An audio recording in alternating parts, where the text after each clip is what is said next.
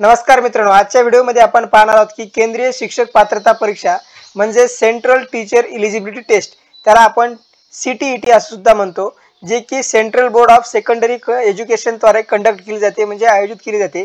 वर्षातून ही एक वेळेस किंवा दोन वेळेस परीक्षा घेतली जाते। या वर्षीची म्हणजे 2022 ची या ठिकाणी आपण पाहू शकतो की नोटिफिकेशन जारी झालेलं आहे। या ठिकाणी 14 तारखेला नोटिफिकेशन आलेलं आहे।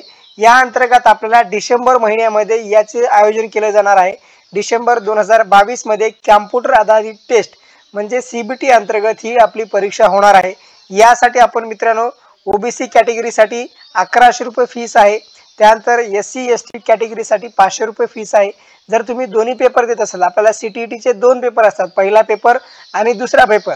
जर तुम्ही दोन्ही पेपर जर पास असाल तर तुम्हाला माध्यमिक शिक्षक होता DSSB अंतर्गत असो, नवोदय विद्यालय असो किंवा केंद्रीय विद्यालय असो, या अंतर्गत तुम्हाला CTET चे दोन्ही पात्र असेल तर तुम्हाला माध्यमिक शिक्षक होता येते।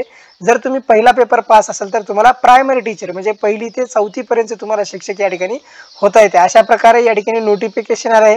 डिसेंबर मध्ये एग्जाम होणार आहे। या संदर्भातच हा व्हिडिओ महत्त्वपूर्ण आहे मित्रांनो। आजच्या व्हिडिओमध्ये आपण पाहणार आहोत की मित्रांनो केंद्रीय शिक्षक पात्रता परीक्षा याचा नेमका सिलेबस काय आहे, 2022 ही परीक्षा कशा पद्धतीने होईल, त्याचे सर्व घटक कसे असतील, कोणत्या घटकाला किती वेटेज आहे, किती मार्क आहेत आणि त्याचा आपण अभ्यास कसा केला पाहिजे, येत्या डिसेंबर मध्ये परीक्षा आहे तर त्या संदर्भाचा आपण नियोजन कशा पद्धतीने केले पाहिजे, याची सर्व आढावा या व्हिडिओच्या माध्यमातून आपण घेणार आहोत मित्रांनो। व्हिडिओ नक्कीच शेवटपर्यंत पहा। चॅनलवर नवीन असेल तर चॅनलला सबस्क्राइब करून ठेवा, असेच अपडेट आपल्याला येत राहतील। चला तर मग मित्रांनो व्हिडिओला सुरुवात करूया। तर आपण CTET चा एग्जाम पॅटर्न समजून घेऊया।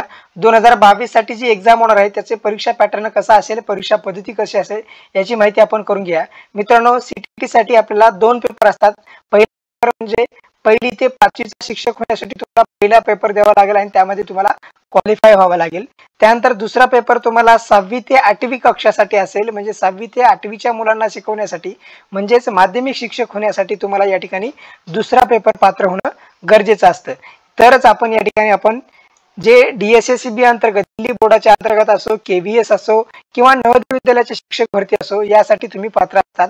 तर तुम्ही महाराष्ट्र शिक्षक भरतीसाठी जर पात्र व्हावा यासाठी जर तुम्हाला इच्छा असेल तरी सुद्धा तुम्ही CTET परीक्षा पात्र होऊन किंवा या ठिकाणी तुम्ही महाराष्ट्र टीचर एलिजिबिलिटी टेस्ट म्हणजे तुम्ही जे काही महाराष्ट्रातली टेट एक्झाम आहे टेट एक्झाम सुद्धा तुम्ही देऊ शकता। जरी TET जर परीक्षा जरी पास नसेल, तुम्ही CTET क्वालिफाय असाल तरी तुम्हाला महाराष्ट्रातली टेट एक्झाम देता येते। आता सर्वात महत्त्वाचं मित्रांनो परीक्षा पॅटर्न मध्ये आपण जाणून घेऊया की 150 क्वेश्चन असतील आपल्याला या ठिकाणी। पहिल्या पेपर मध्ये पण 150 क्वेश्चन असतील आणि दुसऱ्या पेपर मध्ये सुद्धा तुम्हाला 150 क्वेश्चन दिलेले असतील। त्यानंतर कोणत्याच प्रश्नासाठी आपल्याला निगेटिव्ह मार्किंग नसेल, नकारात्मक गुण नसतील किंवा निगेटिव्ह मार्किंग नसेल। आता या ठिकाणी आपण पहिला पेपर जो आहे तो पहिला पेपर आपल्याला पहिल्या पेपरमध्ये आपल्याला कठीण स्तर किंवा माध्यमिक स्तर असेल, म्हणजे प्रायमरीचा जो काही स्तर असतो तो प्रायमरीचा स्तर असेल। त्यानंतर CTET चा जो पहिला पेपर आहे तो 5 खंडामध्ये किंवा 5 विभाग या ठिकाणी केले आहेत। यामध्ये पहिला विभाग आहे बाल विकास आणि शिक्षाशास्त्र, त्यानंतर भाषा पेपर 1, त्यानंतर भाषा पेपर 2, त्यानंतर गणित, त्यानंतर पर्यावरण विज्ञान, असे 5 विषय आपल्याला पहिल्या पेपरसाठी असतील। त्यानंतर दुसऱ्या पेपरसाठी आपल्याला मित्रांनो 4 खंडामध्ये किंवा 4 विभागामध्ये दुसरा पेपर विभागला गेलेला आहे। या ठिकाणी पहिल्या पेपरमध्ये आपल्याला पहिला सब्जेक्ट असेल बाल विकास आणि शिक्षाशास्त्र, त्यामध्ये भाषा क्रमांक 1, त्यानंतर भाषा क्रमांक 2, त्यानंतर गणित असेल आणि विज्ञान असेल, त्यानंतर सामाजिक अध्ययन असेल। या ठिकाणी आपण पाहू शकतो की मित्रांनो गणित, विज्ञान आणि सामान्य अध्ययन हे जे विषय आहेत ते आपल्याला स्पेशल विषय म्हणून आपण या ठिकाणी तयारी करू शकतो। अशा प्रकारे मित्रांनो परीक्षा पॅटर्न असेल, MCQ पॅटर्न 150 मार्काची परीक्षा असेल, एका क्वेश्चनला 1 गुण असतील आणि 150 प्रश्न असतील आणि CBT म्हणजे कॉम्प्युटर बेस्ड टेस्ट म्हणजे ही परीक्षा आपली ऑनलाईन पद्धतीने घेतली जाणार आहे।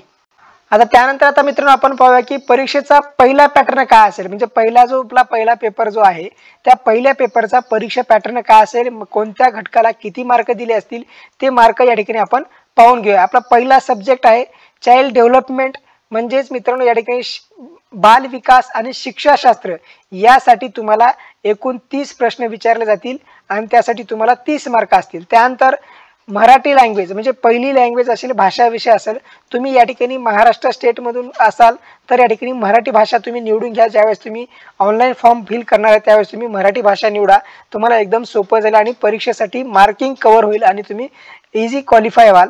मित्रांनो, ज्यावेळेस ऑनलाईन जाहिरात येईल त्यावेळेस आपल्या चॅनलवर सुद्धा कशा प्रकारे अर्ज भरला जाईल याची सुद्धा माहिती दिली जाईल. या ठिकाणी आपण क्वेश्चन पाहू शकतो मित्रांनो, 30 क्वेश्चन या ठिकाणी आहेत भाषा विषयासाठी आणि मार्क सुद्धा 30 आहेत. त्यानंतर सेकंड लँग्वेज असेल, भाषा क्रमांक सेकंड असेल, आपण हिंदी घेऊ शकता किंवा या ठिकाणी इंग्लिश सुद्धा तुम्ही घेऊ शकता. जर हिंदी आणि मराठी जर घेतलं तर तुम्हाला पासिंगसाठी, मार्कसाठी किंवा स्कोर वाढण्यासाठी सोपं होईल आणि तुम्हाला इझी 60% मिळते आणि तुम्ही या ठिकाणी पास व्हाल. या ठिकाणी 30 मार्क आणि 30 क्वेश्चन असतील. त्यानंतर मॅथमॅटिक्स असेल त्यासाठी सुद्धा 30 क्वेश्चन असतील आणि 30 मार्क असतील. त्यानंतर इन्व्हायरमेंटल स्टडीज म्हणजे पर्यावरण विज्ञान असेल, यासाठी सुद्धा तुम्हाला 30 क्वेश्चन असतील आणि 30 मार्क असतील. अशा प्रकारे मित्रांनो आपण पाहू शकतो की 150 क्वेश्चन असतील आणि 150 मार्क असतील आणि वेळ सुद्धा तुम्हाला 150 मिनिटं असतील. म्हणजे एका क्वेश्चनसाठी तुम्हाला 1 मिनिट असेल. अशा प्रकारे मित्रांनो आपण कॅम्प्युटर बेस्ड म्हणजे कॅम्प्युटर आधारित आपण ऑनलाईन पद्धतीने ही एक्झाम असेल. परीक्षा क्रमांक 1 म्हणजे जो काही परीक्षा क्रमांकचा पॅटर्न 1 आहे तो अशा प्रकारे असणार आहे. त्यानंतर मित्रांनो आपण सेकंड पेपर पाहूया. सेकंड पेपर मध्ये आपण सब्जेक्ट आहेत, आपल्याला पहिला सब्जेक्ट आहे चिल्ड्रन डेव्हलपमेंट म्हणजे चाइल्ड डेव्हलपमेंट आणि शिक्षणशास्त्र. हा सुद्धा कंपल्सरी आहे. यासाठी सुद्धा तुम्हाला 30 मार्क असतील. त्यानंतर या ठिकाणी त्याचे सुद्धा मार्क 30 असतील आणि क्वेश्चन सुद्धा 30 असतील. त्यानंतर आपल्याला या ठिकाणी सुद्धा भाषा असेल, कंपल्सरी भाषा असेल. तुमच्या पद्धतीने किंवा तुमच्या नुसार तुम्ही या ठिकाणी पहिली भाषा सिलेक्ट करू शकता. या ठिकाणी मराठी सुद्धा घेऊ शकता आणि हिंदी सुद्धा घेऊ शकता. जर या ठिकाणी तुम्ही हिंदी भाषा सिलेक्ट केली, ज्यावेळेस तुम्ही ऑनलाईन फॉर्म भरताना हिंदी भाषा सिलेक्ट केलं तर या ठिकाणी तुम्हाला सेकंड लँग्वेज म्हणून तुम्हाला इंग्लिश चॉईस करावा लागेल.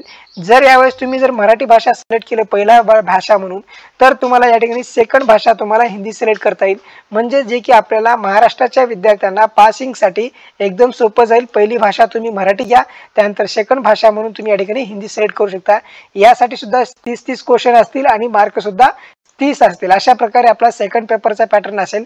त्यानंतर जे चौथा पर्याय आहे किंवा या ठिकाणी चौथा सब्जेक्ट आहे, या ठिकाणी आपल्याला स्पेसिफिक आहे. या ठिकाणी आता पाहू शकतो, जर तुमचं मॅथमॅटिक्स आणि सायन्स टीचर असाल तर तुम्हाला या ठिकाणी मॅथ आणि सायन्स विषय असेल, त्यासाठी तुम्हाला 60 प्रश्न असतील आणि 60 गुण असतील. अशा प्रकारे मित्रांनो, जर तुम्ही BSc असेल, तुमची BEd असेल तर तुम्हाला या ठिकाणी आपण सायन्स मधून जर आला असाल तर तुम्हाला या ठिकाणी मॅथ घेता येईल. त्यानंतर सायन्स टीचर असेल तर तुम्हाला या ठिकाणी सायन्स असेल. असे 60 असतील. जर तुम्ही BEd असाल किंवा जर तुमचं समाजशास्त्र विषय असतील तर तुम्ही सोशल स्टडी मध्ये घेऊ शकतो. सोशल सायन्स या ठिकाणी तुम्हाला होता येईल. या ठिकाणी तुम्ही अशा पद्धतीने 60 मार्क आणि 60 क्वेश्चन असतील. तर तुम्हाला एनी अदर टीचर, जर तुम्हाला दोन्ही शिक्षक जर बनायचे असतील, या ठिकाणी आपण मॅथमॅटिक्सचा या ठिकाणी आपण जर गणिताचा शिक्षक बनायचा असेल, त्यानंतर सोशल सायन्सचा शिक्षक बनायचा असेल तर तुम्ही दोन्ही तुम्ही विषय घेऊन या ठिकाणी अशा प्रकारे मित्रांनो 150 मार्कासाठी हे एक्झाम असेल सेकंड पेपर आणि 150 गुण असतील याच्यासाठी सुद्धा. त्यानंतर यासाठी वेळ सुद्धा आपल्याला 150 मार्काचा किंवा यासाठी 150 मिनिटं सुद्धा तुम्हाला दिलेले असतील. अशा प्रकारे मित्रांनो आपण पेपर सेकंडचा सुद्धा पॅटर्न पाहिलेला आहे. आता आपण पाहूया की पहिल्या पेपरमध्ये सब्जेक्टनुसार कोणकोणते घटक येतील आणि त्याचा आपण अभ्यास कसा केला पाहिजे, तरच आपले मार्क कशा पद्धतीने वाढले पाहिजे.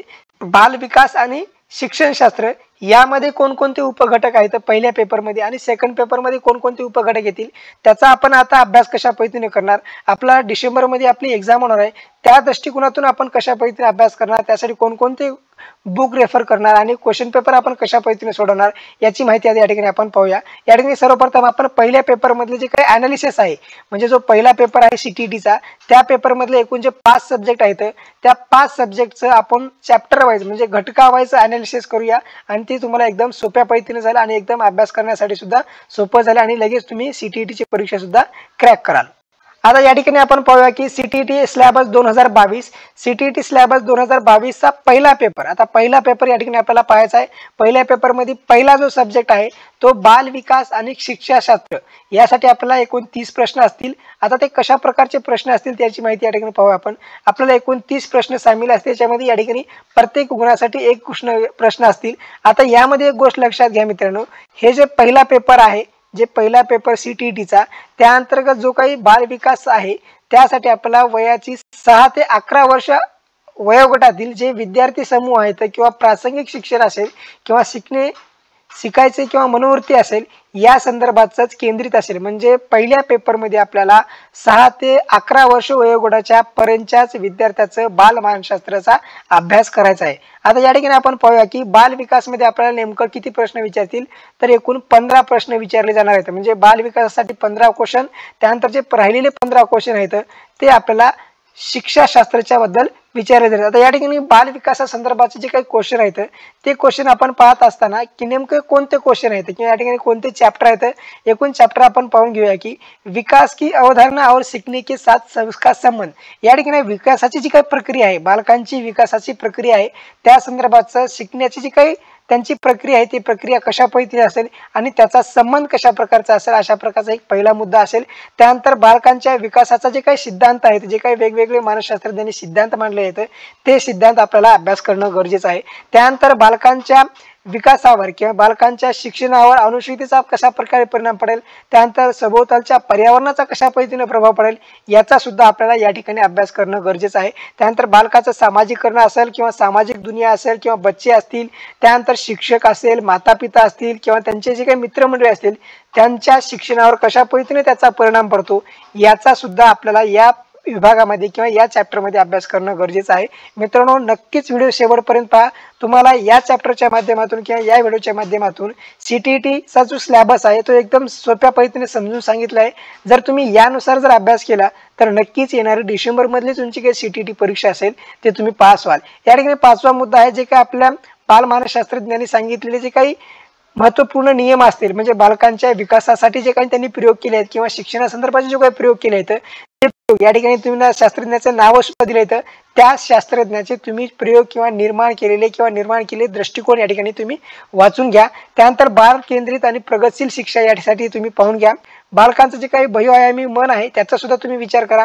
जे काही लहान बालक असतात त्यांची भाषा, विचार या संदर्भाचे जे काही क्वेश्चन असतात त्या क्वेश्चनच्या संदर्भाचा सुद्धा तुम्ही आता एक नाही बालशास्त्राचा अभ्यास करत असताना जे काही समाजामध्ये लिंग संदर्भाचे जे काही पूर्वग्रह असतील, म्हणजे पुरुष असेल किंवा महिला असेल किंवा बालक बालिका असेल, त्याच्या शैक्षणिक अनुभवावर कशा पद्धतीने परिणाम पडतो किंवा कुटुंब संस्थेचा परिणाम त्याच्या शिक्षणावर कशा पद्धतीने होतो त्याचा सुद्धा तुम्ही अभ्यास करा। त्यानंतर मित्रांनो, भाषा, लिंग, समुदाय, धर्म, त्यानंतर विविध आधारे जे काही त्यांच्या व्यक्तीच्या बालमनावर जे काही परिणाम पडतात त्याचा सुद्धा तुम्ही अभ्यास करा। अशा प्रकारे मित्रांनो आपण जे काही बालमानसशास्त्र आहे त्या बालमानसशास्त्रामध्ये एकूण 13 चॅप्टरचा अभ्यास करणार आहे। 13 चॅप्टरचा एकदम सविस्तरपणे तुम्ही अभ्यास करून घ्या। अभ्यास केल्यानंतर तुम्हाला या चॅप्टरमधून एकही मार्क कमी मिळणार नाहीत आणि तुम्हाला स्कोर वाढवण्यासाठी या चॅप्टरनुसार जर तुम्ही अभ्यास केला तर तुमचा निश्चितच बालमानसशास्त्रासाठी जे 15 मार्क आहेत ते 15 मार्क तुम्हाला या ठिकाणी मिळवता येतील। या ठिकाणी आता आपल्याला बी सेक्शन मध्ये आपण पाहूया की आपण 15 क्वेश्चन पाहिले, त्या ठिकाणी आपल्याला बी सेक्शन मध्ये 5 क्वेश्चन मिळवायचे, म्हणजे समूहाशी शिक्षा, तसेच अवधारणा और विशेष आवश्यकता बच्चों वाली समझना, आवश्यकता वाली बच्चों को समझना। आता या ठिकाणी काही असे घटक असतात की जे काही वंचित मुलं असतात किंवा वंचित विभागातली मुलं असतात, अशासाठी किंवा अशा मुलांसाठी आपल्याला काय काय पद्धतीने शिक्षण घेता येईल किंवा यावर तुम्हाला ऍप्लिकेशन बेस्ड कशा पद्धतीने प्रश्न विचारले जातात। त्यानंतर सीखने की कठिनाई हानि आदि वाले बच्चों की जरूरत वाले पूरा करना।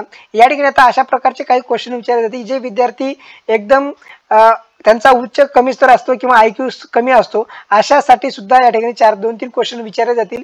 त्यानंतर प्रतिभाशाली बच्चे असतील किंवा प्रतिभाशाली विद्यार्थी असतील, रचनात्मक असतील, विशेष रूपमध्ये असतील, विकलांग असतील, अशा संदर्भाचे जे काही बालकांचा आहे अशा सुद्धा बालकांचा या ठिकाणी आपल्याला अभ्यास करायचा आहे। यामध्ये त्यांनी कोणकोणत्या उपपत्त्या मांडलेल्या आहेत, या विद्यार्थ्यावर सुद्धा कोणकोणते प्रयोग झाले आहेत, कोणकोणत्या मानसशास्त्रज्ञांनी व्याख्या तयार केल्या आहेत याचा सुद्धा तुम्ही या ठिकाणी अभ्यास करून घ्या। नक्कीच तुम्हाला यातून सुद्धा बऱ्यापैकी मार्क मिळतील। अशा प्रकारे मित्रांनो आपण बालशास्त्राचे 20 मार्क या ठिकाणी आपण कव्हर केले आहेत। या ठिकाणी आता आपल्याला 10 क्वेश्चन आपल्याला पाहायचे आहेत जे की शिक्षाशास्त्रावर अवलंबून असतील। हे 10 क्वेश्चन आता नेमकं कसे असतील आणि त्याच्या संदर्भात आपल्याला अभ्यास कसा करावा लागेल, त्यासाठी कोणकोणते घटक आहेत याचा सुद्धा आता आपण अभ्यास करूया। या ठिकाणी शिकना और शिक्षाशास्त्र, शिकना म्हणजे या ठिकाणी लर्निंग आणि एज्युकेशन हे वेगळा कॉन्सेप्ट आहे। या ठिकाणी बच्चे कैसे सोचते हैं, सीखते हैं, बच्चे कैसे क्या स्कूल के प्रदर्शन के रूप में सफलता प्राप्त करने की असफल है। मुलं कशा प्रकारे शिक्षण घेतात, त्यानंतर कशा प्रकारे विचार करतात, त्यानंतर शाळेमध्ये आल्यानंतर कशा प्रकारे त्यांचं गुणवत्तापूर्ण होईल, त्यानंतर जे असफल विद्यार्थी असतात की जे काही उत्तीर्ण असतात त्यांच्यावर कशा परिणाम पडतो याचा सुद्धा तुम्हाला या शिक्षाशास्त्रामध्ये अभ्यास करायचा आहे।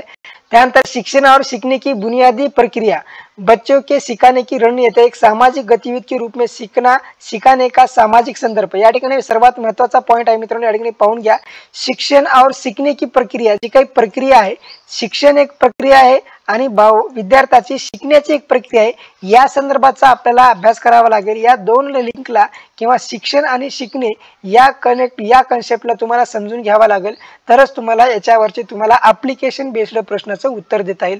जोपर्यंत तुम्हाला एखादी कन्सेप्ट समजणार नाही तोपर्यंत तुम्ही त्याचं उत्तर सुद्धा देऊ शकणार नाही। त्यासाठी मानसशास्त्राचा अभ्यास करत असताना ती कन्सेप्ट काय आहे, शिक्षण काय आणि शिकण्याची प्रक्रिया काय हे सुद्धा तुम्हाला समजून घेणं गरजेचं आहे। त्यानंतर मित्रांनो, समस्या समाधान करता और वैज्ञानिक विषय के रूप में बच्चा, एखाद्या विद्यार्थ्याला जर क्वेश्चन पडला असेल किंवा एखाद्या विद्यार्थ्याला जर समस्या जर मिळाली असेल तर त्याचा आपण वैज्ञानिक दृष्टिकोनातून कशा पद्धतीने त्याचा निराकरण करू त्या समस्याचं, याचा सुद्धा तुम्हाला अभ्यास करणं गरजेचं आहे। एखाद्या विद्यार्थ्याला प्रेरणा कशा प्रकारे द्याल आपण, त्याच्यातून आपण कशा पद्धतीने शिकवणार, त्यानंतर एखाद्या विद्यार्थी जर अनुभूती कशा पद्धतीने देणार, एखादा चॅप्टर आपण शिकवत असेल तर त्याला अनुभूती कशा पद्धतीने देणार, या सुद्धा बाबीचा या ठिकाणी अभ्यास केला जाईल। हे सर्व ॲप्लिकेशन बेस्ड प्रश्न असतील, काही उदाहरणं दिली जातील आणि त्यावर तुम्हाला क्वेश्चन विचारले जाईल। मित्रांनो, अशा प्रकारे बाल विकास आणि शिक्षाशास्त्रासाठी एकूण 30 गुण असतील। या 30 गुणांपैकी जेवढे सगळे चॅप्टर आपण सांगितले, जर तेवढे तुम्ही चॅप्टर व्यवस्थित जर केलात तर तुम्हाला निश्चितच यामध्ये चांगले गुण मिळवतील आणि तुम्हाला जे CTET साठी जे क्वालिफिकेशन होण्यासाठी जे मार्क आहेत ते मार्क या ठिकाणी तुम्हाला प्राप्त होतील। त्यानंतर आता मित्रांनो आपण पाहूया की भाषा पेपर जो आहे तो भाषा पेपर नेमकं कशा पद्धतीने असेल, भाषा पेपरमध्ये आपण कशा पद्धतीने त्याच्यामध्ये प्रावीण्य मिळवणार। मी तुम्हाला पहिलं सांगितलं होतं की पहिली भाषा जी आहे तर तुम्ही या ठिकाणी मराठी घ्या, म्हणजे तुम्हाला एकदम सोपं जाईल। या ठिकाणी भाषा पेपरमध्ये आपल्याला भाषा समजसाठी आपल्याला एकूण 15 क्वेश्चन असतील, म्हणजे या ठिकाणी तुम्हाला एक गद्य उत्तरा दिला जाईल आणि एक पद्य उत्तरा दिला जाईल। यावरचे तुम्हाला क्वेश्चन सॉल्व करायचे आहेत, एकदम सोपं आहे। या ठिकाणी कॉम्प्रेसिव्ह असेल, या ठिकाणी एक उतारा दिला जाईल, त्यावरचे तुम्हाला उत्तर सोडवायचे आहेत। यामध्ये नाटक असेल, कविता असेल, या ठिकाणी बोध अनुमान व्याकरण काढायचं असेल, त्या उतारावरूनच तुम्हाला हे प्रश्न काढायचे। असे एकूण 15 क्वेश्चन असतील। जरी मराठीमधून तुम्ही जरी क्वेश्चन जरी सोडलं तर तुम्हाला या ठिकाणी 15 मार्काचा क्वेश्चन दिला जाईल। अशा प्रकारे मित्रांनो भाषा पेपर असेल। भाषा पेपरमध्ये आता आपण शिक्षणशास्त्रामध्ये नेमकं काय असेल, शिक्षणशास्त्रामध्ये शिकणं आणि अधिग्रहण जे काही भाषेचे अंग आहेत, जे की भाषेचे आपण 4 अंग समजले जातो, बोलना, सुनना, पढ़ना और लिखना, या 4 भाषेचा तुम्ही सर्वप्रथम अभ्यास करा। बालक एखादा कशा पद्धतीने शिकतोय, कशा प्रकारे बोलतोय, कोणत्या वयामध्ये आल्यानंतर बोलायला सुरुवात करतोय, त्याच्यावर ऐकण्याचा परिणाम कशा पद्धतीने शिकतोय, त्यानंतर कशा प्रकारे शिकतोय आणि कशा प्रकारे त्यांची लिहायची प्रक्रिया चालू होते, आधी अभ्यास करून घ्या। तरच तुम्हाला या ठिकाणी भाषा प्रक्रियेवरचे जे काही शिक्षाशास्त्राचे जे प्रश्न विचारले जाणार आहेत किंवा ॲप्लिकेशन बेस्ड प्रश्न विचारले जाणार आहेत त्याचं तुम्हाला उत्तर देता येईल। या ठिकाणी भाषा विषयाचे काही सिद्धांत आहेत, त्या सिद्धांताचा तुम्ही अभ्यास करा। सुनने और बोलने की भूमिका, बच्चे इसे एक उपक्रम कैसे करते, जे आपण भाषा सुनतो, एखादी विद्यार्थी भाषा बोलत असेल किंवा वाचत असेल त्याची प्रक्रिया त्याच्या भाषा विकासावर किंवा भाषा प्रभुत्वावर कशा पद्धतीने परिणाम पडतो त्याचा सुद्धा तुम्ही अभ्यास करा। त्यानंतर विविध कक्षा में भाषा सीखने की चुनौतियां और भाषा कठिनाई की त्रुटी याचा सुद्धा तुम्ही अभ्यास करा। अशा प्रकारे मित्रांनो आपण भाषा विषयासाठी संदर्भाचं ही प्रश्नपत्रिका असेल। त्यानंतर मित्रांनो आता आपण पाहूया की गणित जे तिसरा चॅप्टर आहे, या ठिकाणी आपण गणितासाठी आपल्याला एकूण 30 गुण दिले असतील। यासाठी आपल्याला सामग्री अंतर्गत आपल्याला एकूण 15 गुण दिले असतील, जे की तुम्हाला ॲप्लिकेशन बेस्ड काही प्रश्न असतील, त्यानंतर तुमचे जे काही बेसिक कन्सेप्ट असतील गणिताच्या, या ठिकाणी आपण पाहू शकतो नंबर आहे, त्यानंतर जोडणा, घटाना, गुणाकार, त्यानंतर विभाजन, त्यानंतर माप, त्यानंतर वजन, त्यानंतर समय, त्यानंतर डेटा संधारण, त्यानंतर पॅटर्न, अशा प्रकारे गणितासाठी आपल्याला एकूण 30 प्रश्न असतील। यासाठी सुद्धा तुम्हाला बेसिक नॉलेज असणं गरजेचं आहे। जे काही प्रायमरीचे गणित असतात ते सुद्धा तुम्हाला करणं गरजेचं आहे आणि यावर सुद्धा तुम्हाला 5 मार्क ॲप्लिकेशन बेस्ड विचारले जातील, जे की तुम्हाला मूल्यमापनावर जशा प्रकारचे प्रश्न विचारले जातात तशाच प्रकारचे सुद्धा या गणितामध्ये तुम्हाला 5 प्रश्न विचारले जाणार आहेत। मित्रांनो हा आपण सिलेबस पाहत आहोत। तुम्हाला जर वाटत असेल की आपण प्रश्नपत्रिकेत सुद्धा अनालिसिस करावं तर तुम्हाला प्रश्नपत्रिकेत सुद्धा अनालिसिस करून दाखवलं जाईल। तुम्ही कमेंट करा। पेपर फर्स्ट मध्ये जे काही पर्यावरण अध्ययन आहे त्यावर आपल्याला 30 क्वेश्चन विचारले जातील। या ठिकाणी आपल्याला पर्यावरण अध्ययनामध्ये एकूण 15 क्वेश्चन असे असतील की जे की आपल्या विषयाशी रिलेटेड असतील, यावर 15 प्रश्न विचारले जातील। त्यानंतर आपल्याला ॲप्लिकेशन बेस्ड सुद्धा 15 प्रश्न विचारले जातील। त्यावर परिवार असेल, दोस्ती असतील, रिश्ते असतील, काम असेल, खेळ असेल, जनावर असतील, पौधे असतील, यावर तुम्हाला ॲप्लिकेशन बेस्ड प्रश्न विचारले जातील। आता हे पर्याय जे आपल्याला दिलेले आहेत किंवा यांनी जे भोजन दिलेले आहे, त्यानंतर आश्रय दिलेला आहे, त्यानंतर पाणी, त्यानंतर यात्रा, जे असे विषय दिले आहेत, या सर्वाचा परिणाम एखाद्या बालकाच्या विकासावर कशा पद्धतीने परिणाम पडतो आणि त्यातून बालक कशा पद्धतीने शिकतं याचा अभ्यास आपल्याला करणं गरजेचं आहे। म्हणजे या भोजनाचा असेल, त्यानंतर आश्रयाचा असेल, ज्या ठिकाणी एखादा बालक राहतो त्या राहण्याच्या वस्तीचा परिणाम त्याच्या शिकण्यावर कशा पद्धतीने पडतो याचा सुद्धा आपल्याला पर्यावरण अध्ययनामध्ये करणं गरजेचं आहे। तरच तुम्हाला या ठिकाणी अशा प्रकारे जर तुम्ही ॲप्लिकेशन बेस्ड विचार केला तर तुम्हाला याचे 15 मार्क मिळतील आणि हे जे आपल्याला विषयाशी रिलेटेड 15 मार्क असतील ते सुद्धा 15 मार्क या ठिकाणी तुम्हाला मिळतील। अशा प्रकारे मित्रांनो आपण 5ही सब्जेक्ट जे पहिल्या पेपरसाठी असतील 30 मार्कासाठी, जे 150 मार्कासाठी असतील ते 5ही सब्जेक्ट आपण पाहिले आहेत, त्याचं ॲनालिसिस केलेलं आहे। जर काही प्रश्न असतील, काही अडचणी असतील तर तुम्ही कमेंट सुद्धा करू शकता। मित्रांनो या पद्धतीने जर तुम्ही अभ्यास केला तर तुम्हाला परीक्षेमध्ये 60 मार्क मिळवण्यासाठी म्हणजेच एकूण 60% मिळवण्यासाठी काहीच अडचण येणार नाही, 150 क्वालिफाय व्हाल। अशा प्रकारे मित्रांनो आपण पहिल्या पेपरचं सब्जेक्टचं किंवा सिलेबसचं ॲनालिसिस केलंय। आता त्यानंतर आपण सेकंड पेपरचं ॲनालिसिस करूया। अशा प्रकारे मित्रांनो आता आपण सेकंड पेपर जो आहे, जो CTETचा सेकंड पेपर असेल, जे की आपल्याला माध्यमिक शिक्षक होण्यासाठी लागतो, त्याचा आता आपल्याला ॲनालिसिस करायचा आहे। मित्रांनो यासाठी आपल्याला म्हणजे सेकंड पेपरसाठी एकूण 4 सब्जेक्ट असतील। पहिल्या पेपरसाठी एकूण 5 सब्जेक्ट होते, तर सेकंड पेपरसाठी आता या ठिकाणी 4 सब्जेक्ट आहेत। मित्रांनो पहिला जो सब्जेक्ट आहे तो पहिला सब्जेक्ट सर्वच म्हणजे पहिल्या पेपरवाल्यांना सुद्धा सेम आहे आणि सेकंड पेपरवाल्यांना सुद्धा सेम आहे। म्हणजे त्यामध्ये बालकाचा विकास करायचा, त्यानंतर शिक्षणशास्त्र या ठिकाणी आपल्याला अभ्यास करायचा आहे। म्हणजे बालकाचा विकास कशा पद्धतीने होतो त्यासोबतच आपल्याला त्याचं शिक्षणशास्त्र या ठिकाणी अटॅच करायचं आहे आणि ॲप्लिकेशन बेस्ड आपल्याला प्रश्नाची उत्तरे द्यायची आहेत। पण याच्यामध्ये एक गोष्ट आहे मित्रांनो, आपण ज्या वेळेस पहिल्या पेपरचा अभ्यास करताना जे काही अभ्यास करतो ते फक्त 6 वर्ष वयोगटापासून ते 11 वर्ष वयोगटापर्यंतच्या बालकांचाच अभ्यास करतो। पण या ठिकाणी आपल्याला अभ्यास करत असताना जे काही 16 वर्षापर्यंतचा वयोगट आहे त्या सर्व वयोगटापर्यंतचं बालमानसशास्त्र आपल्याला अभ्यासणं गरजेचं आहे। तरच आपल्याला या ठिकाणी सेकंड पेपरचा जो पहिला सब्जेक्ट आहे चाइल्ड डेव्हलपमेंट अँड पेडॉलॉजी म्हणजे बाल विकास आणि शिक्षणशास्त्र याचा अभ्यास करता येईल। यासाठी सुद्धा तुम्हाला एकूण 30 गुण असतील।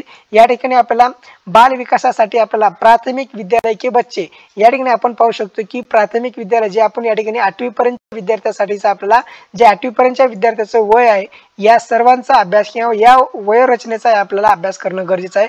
या ठिकाणी एकूण 15 क्वेश्चन असतील।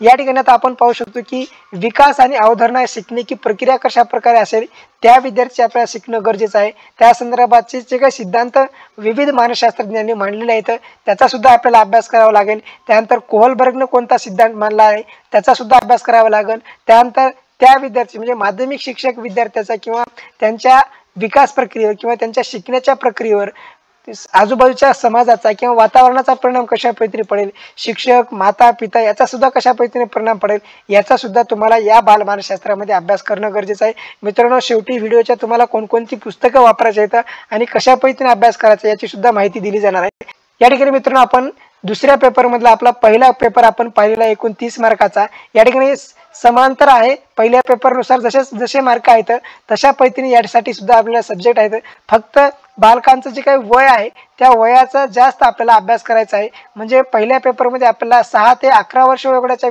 बालकांच्या विकासाचा अभ्यास करायचा होता, पण या ठिकाणी आपल्याला 16 वर्ष किंवा 14 वर्षापर्यंतच्या वयोगटाच्या विद्यार्थ्याचा अभ्यास। अशा प्रकारे मित्रांनो आपण या ठिकाणी CTET पेपर सेकंडचा जे काही भाषा लँग्वेज आहे त्या संदर्भाची माहिती पाहूया। या ठिकाणी आपण पहिल्या पेपरमध्ये जी भाषा लँग्वेज आपण पहिली पाहिली होती, जे की मी तुम्हाला सांगितलं होतं की मराठी लँग्वेज तुम्ही सिलेक्ट करा ज्यावेळेस तुम्ही फॉर्म भरता, त्याच वेळेस तुम्ही सेकंड पेपरला सुद्धा मराठी लँग्वेज म्हणजे पहिला पेपर तुम्ही मराठी लँग्वेज सिलेक्ट करा।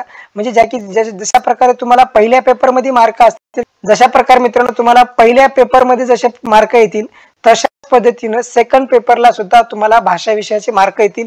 या ठिकाणी 15 मार्क आपण पाहू शकतो की भाषा समज, या ठिकाणी आपण पाहू शकतो की एक उतारा येईल, त्यानंतर एक कविता येईल, त्याच्यावरच आपल्याला या ठिकाणी 15 क्वेश्चनची उत्तरं द्यायची आहेत। जे पहिल्या पेपरमध्ये मी तुम्हाला सांगितली होती तशीच माहिती या ठिकाणी सेकंड पेपरमध्ये येईल। फक्त एकच गोष्ट या ठिकाणी होईल की जी काही काठिण्य पातळी आहे ती काठिण्य पातळी या ठिकाणी थोडी जास्त असेल। म्हणजे पहिल्या पेपरमध्ये म्हणजे प्रायमरीच्या लेवलला असल्यामुळे त्यामुळे सोपे प्रश्न विचारले जातील, पण याच्यावर काठिण्य पातळी जास्त असेल। अशा प्रकारे मित्रांनो आपण सेकंड पेपर भाषा आपला मराठी निवडून घ्या। त्यानंतर आता पाहूया की त्यानंतर मित्रांनो आता आपल्याला या ठिकाणी मॅथमॅटिक्स जे बीएससी झालेले असतील विद्यार्थी, बीएससी बीएड असतील अशा विद्यार्थ्यांसाठी या ठिकाणी आपण मॅथ आणि सायन्स हा सब्जेक्ट घेऊ शकतो। यासाठी काय सिलेबस असेल याची माहिती या ठिकाणी आपण पाहूया। या ठिकाणी एकूण गणितासाठी आपल्याला 30 प्रश्न असतील, त्यानंतर सायन्स साठी 30 प्रश्न असतील, म्हणजे असे एकूण 60 प्रश्न या ठिकाणी आपल्याला द्यावे लागेल। म्हणजे सेकंड पेपर साठी आपण एकदम 60 पेपर या ठिकाणी देणार आहेत। या ठिकाणी गणित का पाठ्यक्रम लंबा और कठिन है, लेकिन परीक्षा में पूछे जाने वाले प्रश्नों का स्तर आसान माध्यम से है। सबसे ज्यादा सवाल एनसीईआरटी कक्षा 7वी से 8वी तक है। म्हणजेच या ठिकाणी आता आपण पाहू शकतो की मित्रांनो आपण ज्यावेळेस सेकंड पेपरचा अभ्यास करतो गणितासाठी त्यावेळेस आपल्याला काही एनसीईआरटीचे पुस्तकाचा यूज करावा लागेल किंवा काही ठिकाणी त्यापेक्षा मित्रांनो या ठिकाणी एक मी तुम्हाला पुस्तकाचं नाव सुचवेल। या ठिकाणी तुम्ही अरिहंत प्रकाशनचं पुस्तक यासाठी तुम्ही वापरू शकता। अरिहंत प्रकाशन नोट डाऊन करून घ्या, अरिहंत प्रकाशनचं पुस्तक तुम्ही यासाठी वापरू शकता। या ठिकाणी सामग्री म्हणजे जे काही विषयानुसार जे प्रश्न आहेत ते एकूण आपल्याला या ठिकाणी 20 प्रश्न विचारले जाणार आहेत। या ठिकाणी संख्या प्रणाली असेल, हमारी संख्या जानना, नंबरों के खेलना, त्यानंतर पूर्ण संख्या, त्यानंतर भिन्न संख्या आणि बीजगणित अशा प्रकारे या ठिकाणी या चॅप्टर आपल्याला एकूण 20 प्रश्न विचारले जाणार आहेत। त्यानंतर आता आपण मित्रांनो पाहू की या ठिकाणी अजून काही क्वेश्चन आहेत किंवा अजून काही चॅप्टर आहेत आपल्याला चॅप्टर कव्हर करणं गरजेचं आहे। बीजगणित का परिचय, ज्यामिती असेल, त्यानंतर प्राथमिक आकृतियों को समजना, या ठिकाणी 2 ते 3 प्रश्न अशा प्रकारे या ठिकाणी विचारले जातील। समरूपता म्हणजे प्रतिबिंब, जे आरशातील प्रतिबिंब म्हणतो, त्यानंतर पाण्यातील प्रतिबिंब म्हणतो, अशा प्रकारचे यावर सुद्धा 1-2 क्वेश्चन विचारले जातील। त्यानंतर डेटा संधारण यांच्यावर सुद्धा प्रश्न विचारले जातील। त्यानंतर मित्रांनो आता आपण पाहू की शैक्षणिक मुद्द्यासाठी म्हणजे गणिताचं आकलन आपल्याला या ठिकाणी आपल्याला करायचं आहे। गणित विषयाचं आकलनावर जे प्रश्न आहेत ते प्रश्न एकूण किती विचारले जातील मित्रांनो, 10 प्रश्न या ठिकाणी विचारले जातील। या ठिकाणी तार्किक सोच की प्रकृती, त्यानंतर पाठ्यचर्या में गणित का स्थान म्हणजे गणिताचं पाठ्यक्रमामध्ये कशा प्रकारचं स्थान असेल, पाठ्यक्रम आणि अभ्यासक्रम ही वेगवेगळी संकल्पना आहे। त्यानंतर गणित की भाषा कोणती असेल, त्यानंतर सामुदायिक गणित, त्यानंतर मूल्यांकन जो आपला डीएल ला किंवा डीटीएल ला जो काही मूल्यांकन विषय होता किंवा मूल्यमापन विषय होता त्या संदर्भाचा हा क्वेश्चन आहे, यावर सुद्धा तुम्हाला प्रश्न विचारले जाईल। त्यानंतर उपचारात्मक पद्धती जे काही आपले अध्ययन अध्यापनाच्या ज्या पद्धती आहेत त्यापैकी आपण जे उपचारात्मक त्यावर सुद्धा या ठिकाणी प्रश्न विचारला जाईल। त्यानंतर शिक्षण की समीक्षा, गणित अभ्यास करत असताना आपल्याला कोणकोणत्या समस्या येतात यावर सुद्धा सर्व उपयोजनात्मक प्रश्न विचारले जातील। हे सर्व गोष्टी पाहून घ्या। 29 मार्क आपल्याला अशा प्रकारे या ठिकाणी गणितामधून। त्यानंतर मित्रांनो आपण पाहूया की सायन्स म्हणजे आपण एकूण 30 मार्क आता सायन्स साठी आहेत, 60 मार्क आपल्याला एकूण टोटल सेकंड पेपर साठी होते। या ठिकाणी 30 मार्क आपल्याला सायन्स साठी असतील। या ठिकाणी विज्ञान का पाठ्यक्रम लंबा है, कठिन है, लेकिन परीक्षा में पूछने जाने वाले जो का स्तर है वो मध्यम स्वरूप से है। या ठिकाणी आपण एनसीईआरटीचेच रेफर करा अशा प्रकारे यांनी सांगितलं आहे, पण यासाठी सुद्धा आपण अरिहंत प्रकाशनचं पुस्तक यूज करू शकतो। या ठिकाणी आता आपण गणितासारखंच 20 मार्क या ठिकाणी आपल्याला बेसिक विषयानुसार विचारले जातील। या ठिकाणी भोजन के स्रोत, भोजन के अवयव, सफाई भोजन, त्यानंतर दैनंदिन उपयोग जे काही बेसिक क्वेश्चन असतील ते बेसिक क्वेश्चन विचारले जातात। दुनिया अशा प्रकारे या ठिकाणी बेसिक क्वेश्चन तुम्हाला गणितामध्ये सुद्धा विचारले जातात, पाहून घ्या। या ठिकाणी शैक्षणिक मुद्दे जे आहेत एकूण 10 मुद्द्यासाठी आपल्याला या ठिकाणी विचारले येईल। म्हणजे विज्ञानाचे जे काही उपयोजनात्मक प्रश्न असतील ते उपयोजनात्मक प्रश्न या ठिकाणी 10 मार्कासाठी विचारले जातील। या ठिकाणी समस्या असतील, उपचारात्मक शिक्षण पद्धती असेल, मूल्यांकन असेल, पाठ्यक्रम पाठ्यसामग्री असेल, नवाचार असेल, अवलोकन असेल, प्रयोग खोज असेल, जे की आपण गणिता संदर्भाचा दृष्टिकोन वैज्ञानिक दृष्टिकोन म्हणतो त्या संदर्भाचे सुद्धा उपयोजनात्मक या ठिकाणी प्रश्न विचारले जातील। अशा प्रकारे आणि मॅथ्स साठी एकूण 60 क्वेश्चन विचारले जातील। हे सर्व उपचॅप्टर होते, हे चॅप्टर तुम्ही पाहून घ्या, नक्कीच तुम्हाला या गणितामध्ये किंवा सेकंड पेपरला या ठिकाणी आपल्याला फायदेशीर ठरेल। त्यानंतर मित्रांनो आपण पाहूया की सोशल सायन्स मध्ये एकूण इतिहासासाठी आपल्याला एकूण 40 प्रश्न विचारले जातील। या ठिकाणी आता सिलेबस मोठा आहे इतिहासाचा, एकूण भरपूर या ठिकाणी आपल्याला अभ्यास करावा लागेल। जे सोशल सायन्स म्हणजे आपल्याला कमी मध्ये होणार नाही, त्यासाठी सुद्धा तुम्ही अरिहंत पुस्तक सुद्धा वापरू शकता किंवा अरिहंत पब्लिकेशनचं तुम्हाला पुस्तक या ठिकाणी यूज करायचं आहे। या ठिकाणी तुमचे जे काही बेसिक नॉलेज असेल किंवा या ठिकाणी आपण जे काही बेसिक क्रमिक पुस्तकं म्हणतो त्याचा सुद्धा तुम्ही या ठिकाणी वापर करा। कब और कहाँ कैसे प्रारंभ, त्यानंतर नए विचार, पहिला साम्राज्य, राजनीतिक विकास, संस्कृती आणि विज्ञापन, त्यानंतर आर्टिकल्चर, दिल्ली का सुलतान, त्यानंतर सामाजिक बदलाव, अशा प्रकारचे भरपूर या ठिकाणी चॅप्टर दिले आहेत। त्या चॅप्टरचा तुम्ही मोजकाच अभ्यास करा। या ठिकाणी 1857चा उठाव, त्यानंतर महिला आणि सुधार, जातीय व्यवस्था की चुनौती, राष्ट्रवादी आंदोलन, आजादी के बाद का भारत, अशा प्रकारे या ठिकाणी आपण इतिहासासाठी एकूण 40 प्रश्न आहेत। त्यानंतर भूगोलसाठी सुद्धा आपण पाहू शकतो की मित्रांनो काही क्वेश्चन आहेत। भूगोलाचे सुद्धा आपल्याला या ठिकाणी उपयोजनात्मक प्रश्न विचारतील। त्यानंतर पर्यावरणाच्या संदर्भात प्रश्न विचारतील, वायू, पाणी, त्यानंतर मानवी पर्यावरणामध्ये काही विकास झालेला आहे का, किंवा मानवी पर्यावरणाचं भूगोलामध्ये कशा प्रकारचं स्थान आहे, अशा प्रकारे सुद्धा या ठिकाणी प्रश्न विचारले जातील। मित्रांनो, निश्चितच या स्लॅबच्या माध्यमातून किंवा या घटकाच्या माध्यमातून जर तुम्ही CTETचे येणारे परीक्षेची जर तयारी केली तर तुम्हाला निश्चितच यश मिळेल। म्हणजे एकूण तुम्हाला 150 मार्कापैकी जे 60% मिळवायचे आहेत, जवळपास 90 मार्क मिळवायचे आहेत, ते इझी या ठिकाणी होऊन जातील। मित्रांनो, सर्वात महत्त्वाची गोष्ट आहे की प्रिव्हियस क्वेश्चन पेपर जे आहेत ते प्रिव्हियस क्वेश्चन पेपर तुम्ही सॉल्व करा। त्यानंतर सर्वात महत्त्वाचं जे काही CTETची जी ऑफिशियल वेबसाईट आहे त्या ऑफिशियल वेबसाईट तुम्ही डेमो टेस्ट द्या, नक्कीच तुम्हाला यामध्ये यश येईल। मित्रांनो, काही प्रश्न असतील, काही अडचणी असतील कमेंट बॉक्समध्ये कमेंट करा। मित्रांनो, माहिती आवडली असेल जास्तीत जास्त मित्रांना शेअर करा, चॅनलवर नवीन असेल चॅनलला सबस्क्राईब करून ठेवा। असेच अपडेट आपल्याला येत राहतील। धन्यवाद मित्रांनो, थँक्यू।